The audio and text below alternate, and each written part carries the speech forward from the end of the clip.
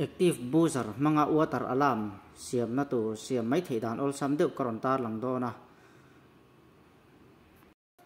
chumi ruala min lo hriat sakta na kan du chu kan tuipam mga kanan pam lua akha lekha lo hriat theina ni ngal le akha hun automatic off theina kan siam te min lo hmel hriat sak kan dua keni siam a hi chuanin automatic off tho wang hianin alarm kan da tel lowa ama ro chu indicator atangin apam lai ani ti hriat na le off to ni tui khat to ni ti hriat na indicator kan da tel bok ani amai ro chu he man ruang lo mu ve phak lo hun then khatami te ta na kan tui kha le kha lo om hu atang hriat mai the na tur khatiang a alarm han siam mai the na tur kha karon chop chuak do na ni thiam thil channel kan lo ma che he channel hi ni tina kan khasak na na thil changkai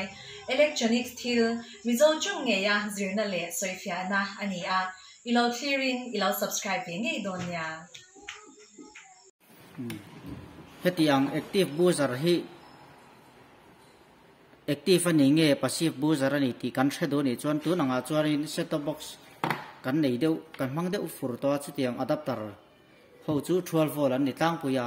khatiang mang khanin ol sam deuh na lo test ve theini hemi pon lampang a thir a hi negative ania a chung lampang a thir oma hi positive ani bokani ti chuan tura hianin kan te sanga hi active booster ani active booster chu DC a IC lampang chi tel lovin transistor le IC vela earphone ron siam mang kher lo khanin active booster chu DC a khanin a ringhal top theini chuan heng set top box adapter howina 12 volt an ron pek choi DC an ni hei hi current a kan connect anga kan te sang tihian wire hi heya kapot dokta chung wire kha ti chuanin ten ka ul thepanga het atot deuna na poi mota kulaya thir dai tu kwanin ten ka rol lu tani o ti khanin he hi positive lamania buzara hianin hei positive lamen je hi hemi plus sign in je khi alai jok achung jok ne hianin zom tur nia chon negative le apon jok hi ti hianin ka met betanga chuan hei positive kan lak chu kha nia buzar positive a kan test to na ni ka lo hol fu nep deuh hlaka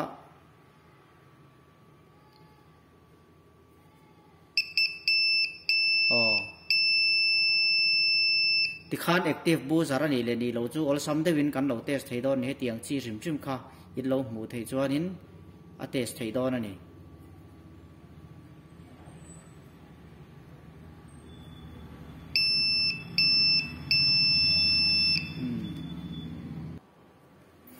khatianga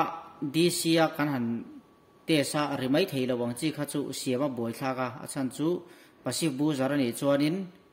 IC te mana ngai nuai wangin ol sam deuh khana siam thei lo ni he manga siam dan hi kan ron enti rang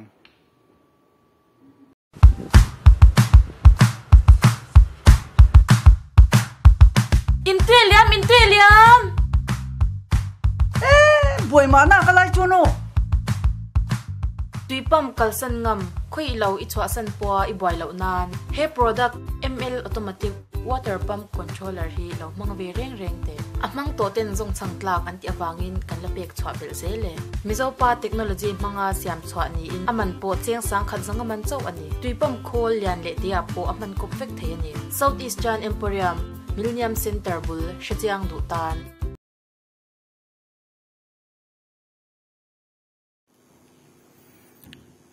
hei hi active booster ania 5 volt tanga 12 volt in car backup support lova du tu sawa pe jon 5 volt hi ni he sela atlo bi kani chuan hei hi tui alarm tui khat alarm siam na na kan han test do na thil chi thang thang a pom man thei thowa maro chu hemi line na hi a positive negative kha tui han chia top khana ri thei lova tin tui ron khat ina switch han nek lo in tot hetia lo in tot sareng han nek kawa wanga kal lo turang chi kha chu a thai mem lo ni a chan chu tlem a lo rei deuh hleka a lo bala tin kal thadu lo wang kha nom thei thin ni a tui ek te pom thei thin ni chu wang chuan a tui sik na la kal tlanga hemi buzar hi ri thei turang chi zongin kan siam don ni chu tiang tur ta na chuan transistor an poimo ta ni along top pi chuanin tui a khanin vol kha kal tlang ma se a ri thei lo ni chumi tur chuan kan han en chin don ani ama sabera chuanin transistor tor tel lowa ari thei lo dan hi kan en chin photang kan char zom vel photanga align tur hi hei hi asil nei kan khokanga tahan positive ania helam pang hi positive ania helam hi negative ani positive hi a hianin kan char zomanga chuan hi negative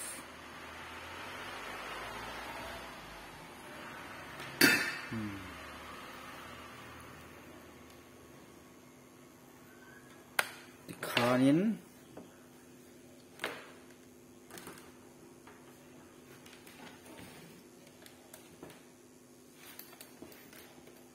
hei hi tuna ka test na hi chuan 12 volt kan hmang ri photanga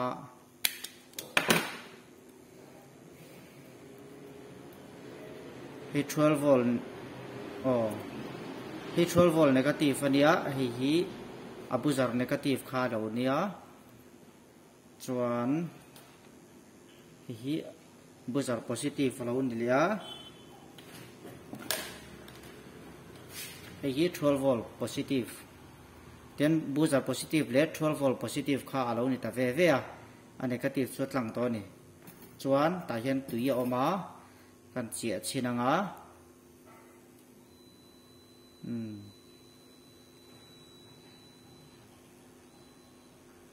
tui hi an chemical pai tam zong hi nang lowa then chu signal kal chak deuh le kal chak lo deuh khawm thina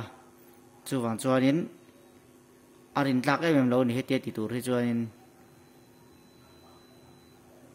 ken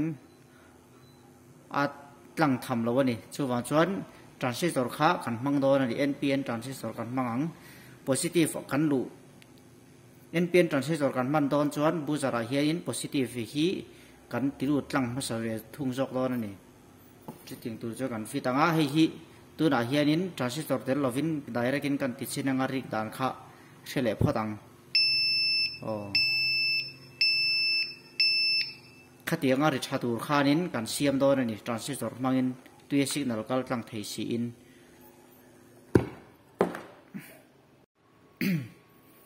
ti hian hei hi npn transistor c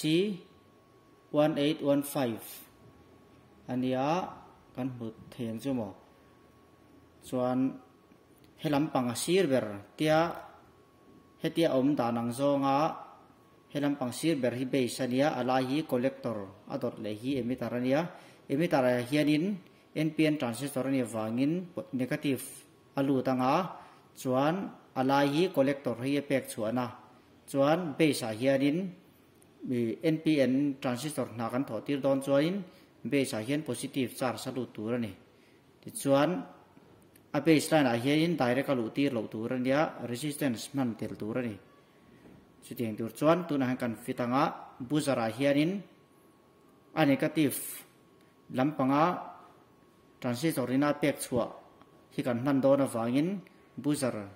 negative lampanga hianin kan fit do ani a collector a ke line en hian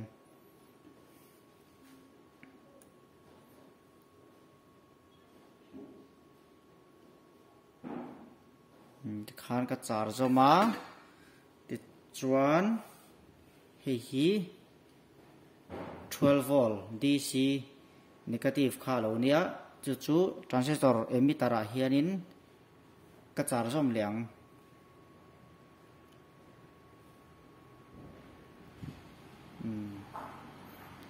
ti kha na lo nia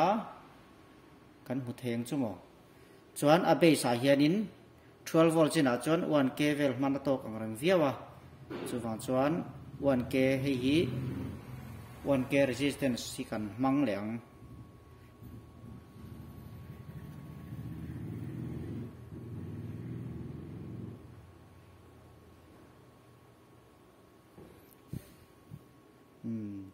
kan 1k kan fit zo le a chuan buzzer positive a hianin 12 volt DC positive kha tian ka char som le do na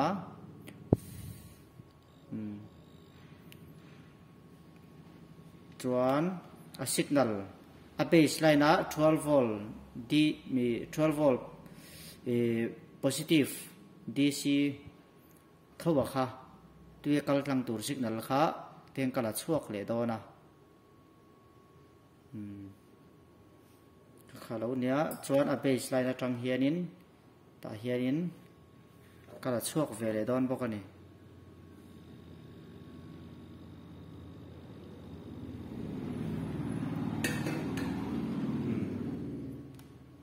ti khan hemi pani hi tuya kan chia tur kha ni hemi mor hi hei pani alo chuang ta ti khan a baseline a 1k kan manga chuan hei tuya kan chia chinang heti po hian a ri thei thowa hei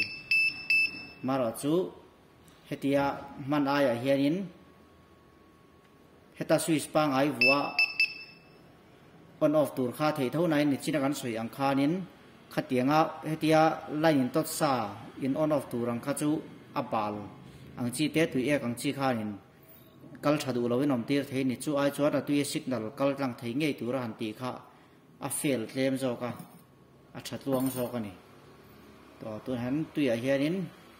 he mor pani hi kan chi don ni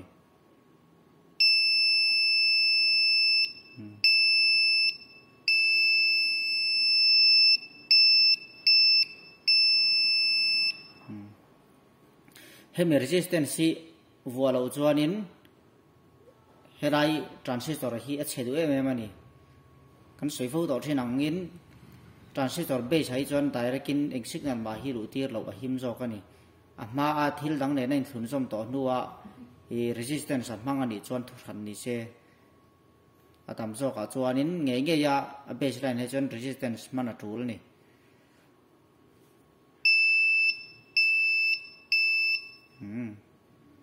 ti khan switch ai a khan hi mi tui kha a signal a kal tlang thei che khan switch angin a mang ti na ni chu hetiang bu zari man na tam tak o mani ti hre tai la atang kai na kan han pholan thei ol sam pakhat chuan hei hi tui khat automatic off na siam mai thei lo pain alarm mang khanin a khat to ni ti hriat thei na na ol sam deu na siam thia battery aya heng adapter chen khat set top box adapter kan set thei dan tlang pui ol sam tura chuan kan set top box adapter ho po hi khatianga ta na khana man thei mai ni 12 volt ve kan nia chu wang chuan heng buzar te mai mai hi chu a zo viau do na ti khan kan tui kha le kha lo kha ol sam te win a siat thei na kha kan siam ve thei ni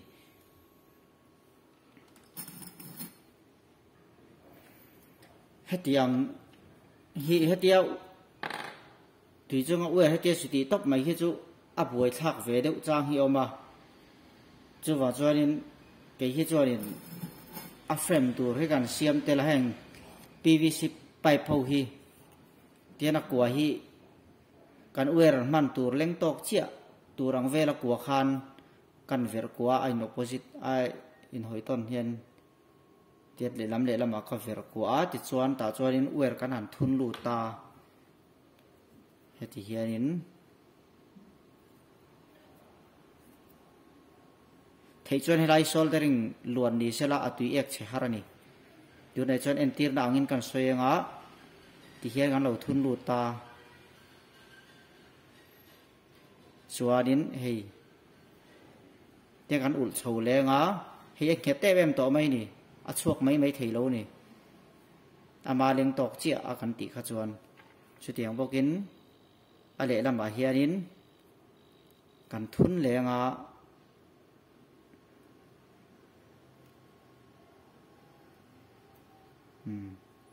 ti khan kan an ti ta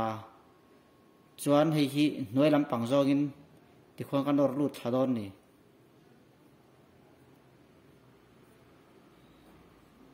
ti khanin thadeu khanin ol sam deun a siam thei ni ti hian he rawa hianin a ron lora pani ti khwan kha kha a frem siam dan ol sam ni hemi ver mai te chu thil har ni lowa thil han ro lina han ver mai thei te pon tin drill te pon a ver mai thei ta poimo chu kan uer thun tur leng tok chia akwa kha ni se a het thabi kan ni ti chuan hei hi engemaw tia a chet son du lu tuk lo na na hei he ti hen ka siam to sa nia insulation tape in tiang kan char kuala